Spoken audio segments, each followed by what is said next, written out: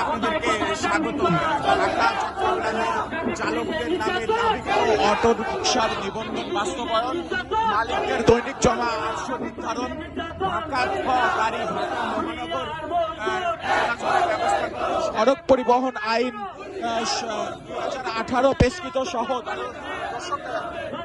CNG autorickshaw শ্রমিক ঐক্য পরিষদের 13 দফা দাবি পেশ করতে তারা কিন্তু এখন ইতিমধ্যে রওনা করছিলেন সচিবালয়ের দিকে। দর্শক, সচিবালয়ের দিকে রওনা করছেন অটো রিকশা শ্রমিক ইউনিয়ন, ঢাকা চট্টগ্রাম বিভাগের অটো রিকশা শ্রমিক ইউনিয়ন। তাদের স্লোগান আমরা একটু আপনাদের শোনানোর চেষ্টা করব।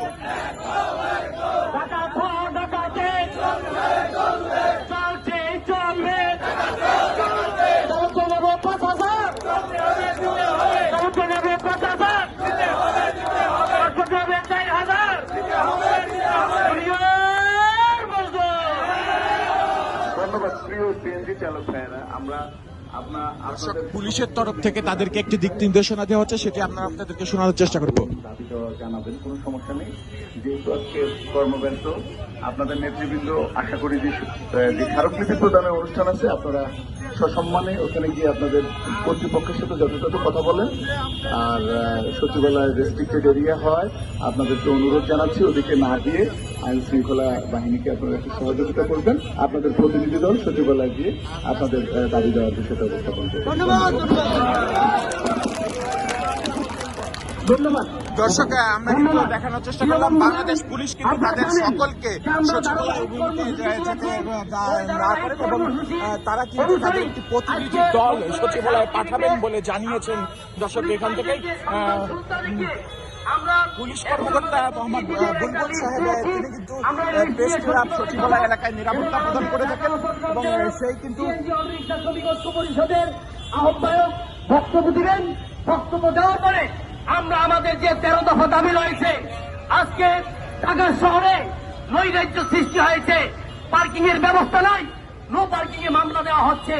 আজকে চালকদের জন্য 20,000 গাড়ি আমরা ঢাকায় দাবি করছি, চট্টগ্রামে 14,000। এই গাড়িগুলো লাইসেন্সধারী চালকদের দ্রুত দেওয়ার জন্য জোর দাবি করছি। আজকে প্রধান উপদেষ্টা, যোগাযোগ উপদেষ্টা, বিআরটি এর চেয়ারম্যান মহোদয়, সবার কাছে আমরা ধারাবাহিকভাবে স্মারকলিপি এর আগেও দিয়েছি, আজকে দেব। আমি চেয়ারম্যান মহোদয়কে বলতে চাই, যোগাযোগ সচিব মহোদয়কে বলতে চাই, আপনাদের যাতে দ্রুত শুভ বুদ্ধি উদয় হয়। আমাদের দায়িত্ব, আমাদের দাবি 13 দফা খুব দ্রুত মেনে নেন। আর আমরা যদি আমাদের দাবি যদি মেনে নেওয়া না হয়, আপনারা দেখছেন ঢাকা চট্টগ্রামে গত সপ্তাহে আমরা অন্ধকার করে দিয়েছি। ঢাকার চতুর সাইডের রাস্তা বন্ধ করে দিয়ে আমরা কিন্তু দাবি আদায় করে দিচ্ছি।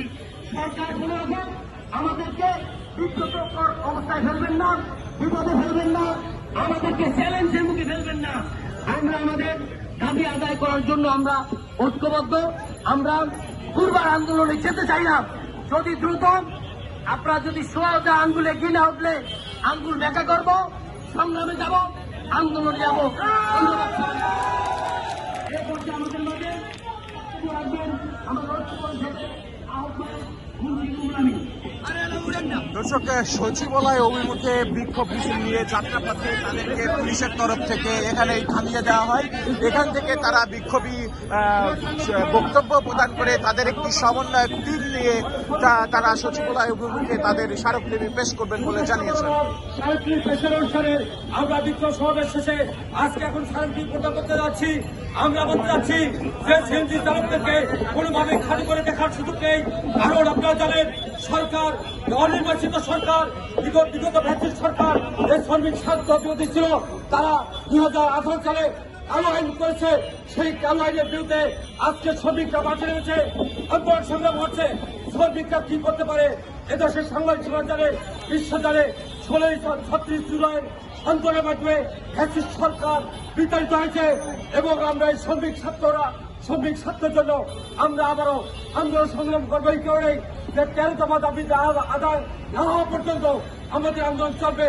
সে আন্দোলন সংগ্রাম করার জন্য আমরা একটি নির্ধারিত কর্মসূচি দিয়েছি। আজকে স্মারকলিপি প্রদান 25 ফেব্রুয়ারি 25 ফেব্রুয়ারি হচ্ছে চট্টগ্রাম মানববন্ধন কর্মসূচি। দর্শক, অটো শ্রমিক রিক্সাগণের 13 দফি পেশের স্মারকলিপির খবর আপনাদেরকে সরাসরি কেটিভি নিউজ 24 ক্যামেরায় তুলে ধরছিলাম।